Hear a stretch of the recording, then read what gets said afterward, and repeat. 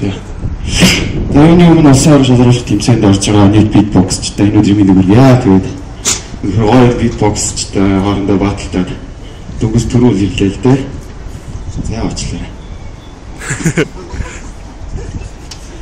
За тэгээд тав хүнийг бэлдсэнгөө өөрийнхөө хийдэг юмудаас шоукейс болгоод үзүүлээ.